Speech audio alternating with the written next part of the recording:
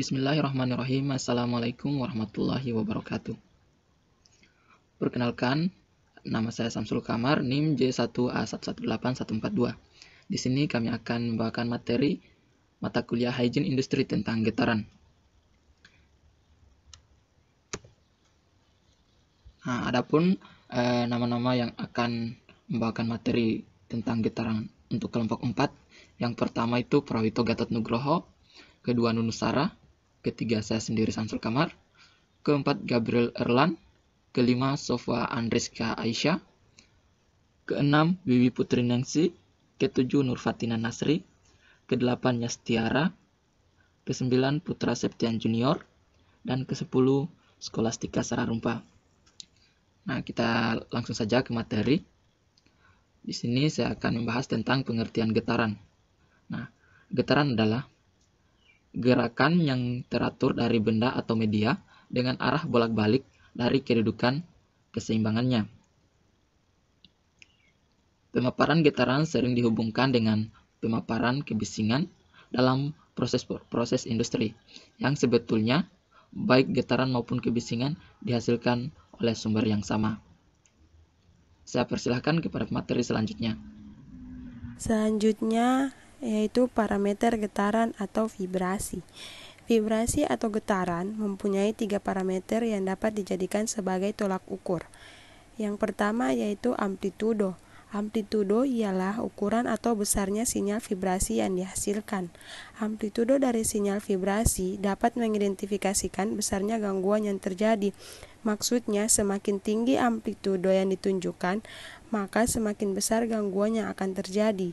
Besarnya amplitudo bergantung pada tipe mesin yang ada. Yang kedua yaitu frekuensi. Frekuensi ialah banyaknya periode getaran yang terjadi dalam satu putaran waktu. Besarnya frekuensi yang timbul pada saat terjadinya vibrasi dapat mengidentifikasikan jenis-jenis gangguan yang terjadi. Contohnya seperti gangguan yang terjadi pada mesin yang sering menghasilkan frekuensi yang jelas atau menghasilkan contoh frekuensi yang dapat dijadikan sebagai bahan pengamatan. Dan yang ketiga yaitu phase vibrasi atau vibration phase, ialah penggambaran akhir daripada karakteristik suatu getaran atau vibrasi yang terjadi pada suatu mesin. Phase adalah perpindahan atau perubahan posisi pada bagian-bagian yang bergetar secara relatif untuk menentukan titik referensi atau titik awal pada bagian lain yang bergetar. Berdasarkan dampaknya pada tubuh, getaran diklasifikasikan menjadi 2, yaitu getaran setempat dan getaran menyeluruh. Getaran setempat merupakan getaran yang ditimbulkan oleh suatu mesin yang berakibat atau menimbulkan efek getaran pada bagian tubuh yang setempat. Biasanya tubuh yang terkena getaran yaitu lengan tangan, sehingga sering disebut dengan hand-arm vibration. Dan getaran jenis ini biasanya dialami oleh tenaga kerja yang dipekerjakan pada operator gergaji rantai, tukang semprot, potong rumput, gerinda, dan penempa palu. Yang kedua yaitu getaran menyeluruh. Getaran menyeluruh merupakan getaran yang ditimbulkan oleh suatu mesin yang mengakibatkan atau berdampak pada seluruh tubuh. Getaran seluruh tubuh biasanya dialami oleh para pengemudi kendaraan seperti traktor, bus, helikopter, atau bahkan kapal. Perkenalkan, nama saya Putra Septian Junior, NIM J1A118157. Di sini saya akan menjelaskan nilai ambang batas getaran untuk durasi perjalanan per hari kerja. Yang pertama, 8 jam itu nilai akselerasi pada frekuensi dominannya itu 5 meter per sekon kuadrat. Selanjutnya 4 jam nilai akselerasi pada dominan frekuensinya yaitu 7 meter per sekon kuadrat. Selanjutnya 2 jam untuk nilai akselerasi pada frekuensi dominannya yaitu 10 meter per sekon kuadrat. Selanjutnya 1 jam yaitu nilai akselerasi pada frekuensi dominannya itu 14 meter per sekon. Baik, itulah yang dapat saya jelaskan. Lebih dan kurangnya mohon dimaafkan. Saya persilakan kepada pemateri selanjutnya. Terima kasih. Baik, slide berikutnya yaitu karakteristik getaran.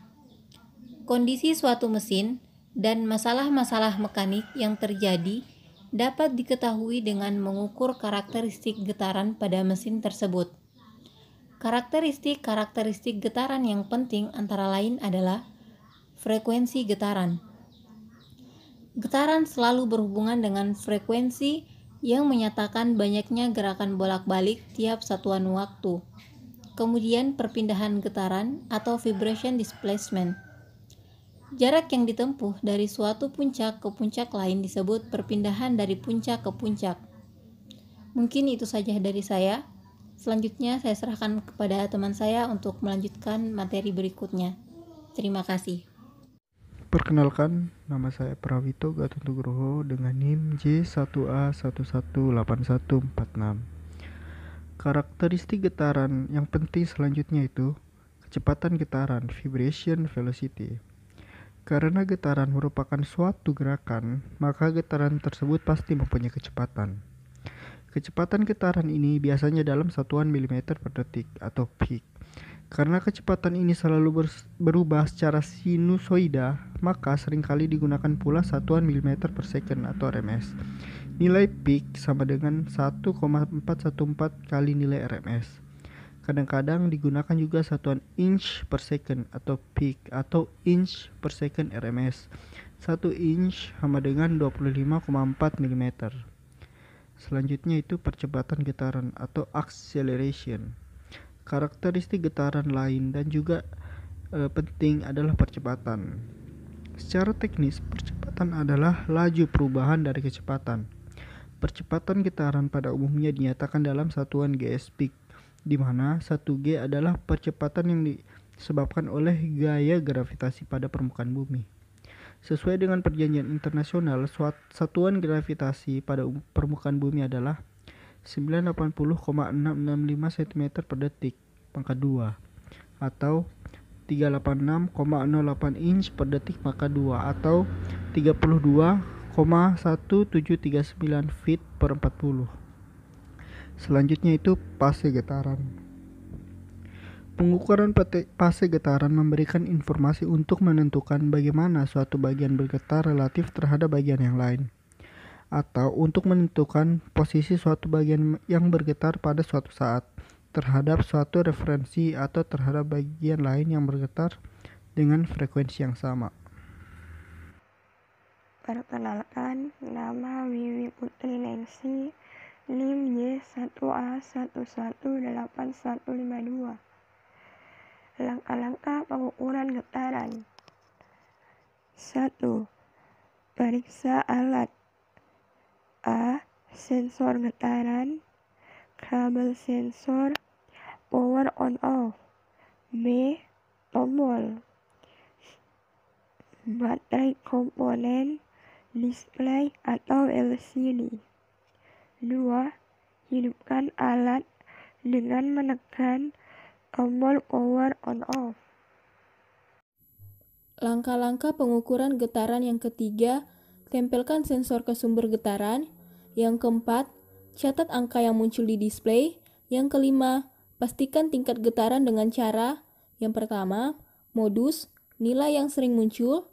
Yang kedua, median, nilai tengah. Angka terendah ditambah angka tertinggi dibagi 2. Yang ketiga, nilai rata-rata. Jumlah keseluruhan sampel dibagi jumlah sampel. Saya Gabriel Erlan Filberto Azalia dengan NIM J1A118164. Di sini saya akan memaparkan materi tentang cara pengendalian risiko.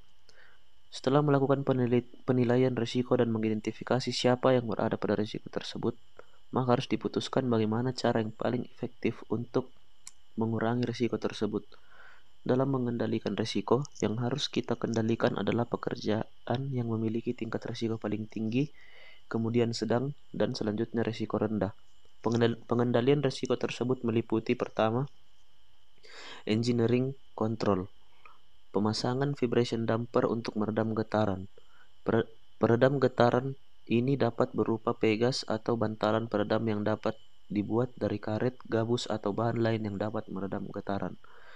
Desain tempat kerja agar pekerja tidak menerima beban berlebihan dan peralatan yang digunakan.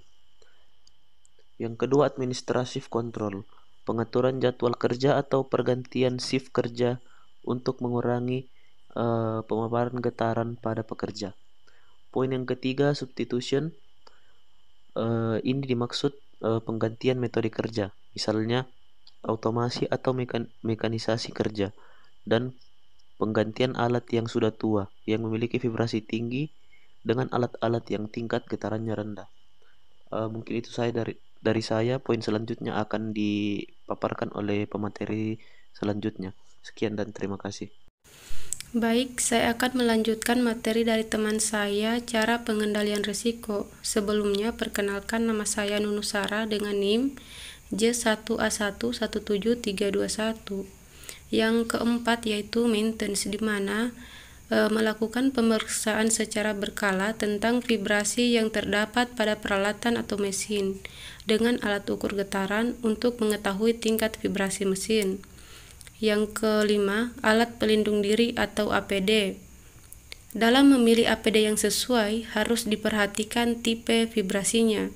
Untuk getaran menyeluruh, sebaiknya menggunakan APD full body protection yang terbuat dari bahan karet atau kulit. Selain itu, pakaian pelindung ini harus juga bisa menjaga pekerja tetap hangat dan kering untuk mencegah terjadinya pengembangan vibration wet finger. Sedangkan untuk getaran setempat atau hand arm vibration, sebaiknya menggunakan sarung tangan yang terbuat dari bahan karet atau kulit. Yang keenam, pemeriksaan kesehatan. Penyediaan pemeriksaan kesehatan pada semua pekerja sangat penting. Hal ini dilakukan untuk mengetahui kemungkinan adanya faktor kesehatan pekerja yang mengakibatkan seseorang pekerja mengalami risiko vibrasi. Selanjutnya, tujuan pemeriksaan kesehatan yaitu: yang pertama, untuk mengidentifikasi seseorang yang terpapar getaran yang mungkin mereka hanya mengalami risiko tertentu, misalnya gangguan pembuluh darah seperti Raynaud's disease. Yang kedua, mengidentifikasi penyakit yang berkaitan dengan vibrasi sejak awal pada pekerja yang terpapar terus-menerus.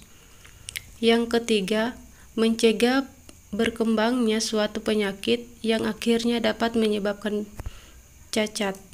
Yang keempat, mengecek keefektifan dari pengendalian vibrasi yang telah dilakukan. Ada 3 program pemeriksaan kesehatan yang dapat dilaksanakan dalam perusahaan. Yang pertama, sebelum bekerja. Pemeriksaan kesehatan sebelum bekerja ini dilakukan pada pekerja baru atau pekerja yang baru bekerja di lingkungan yang terpapar getaran. Pekerja yang menderita kelainan pembuluh darah, kelainan jantung, kelainan saraf harus dihindarkan dari paparan getaran. Yang kedua, pemeriksaan berkala. Pemeriksaan berkala dapat dilakukan pada pekerja yang sudah lama bekerja dan mengalami paparan. Pemeriksaan berkala ini bertujuan untuk mengontrol kondisi kesehatan pekerja. Biasanya, pemeriksaan berkala dilakukan setahun sekali. Yang ketiga, pemeriksaan khusus. Pemeriksaan kesehatan secara khusus ini dilakukan pada pekerja-pekerja yang mengalami keluhan-keluhan akibat terpapar getaran. Itulah materi dari saya. Sekian dan terima kasih. Wassalamualaikum warahmatullahi wabarakatuh.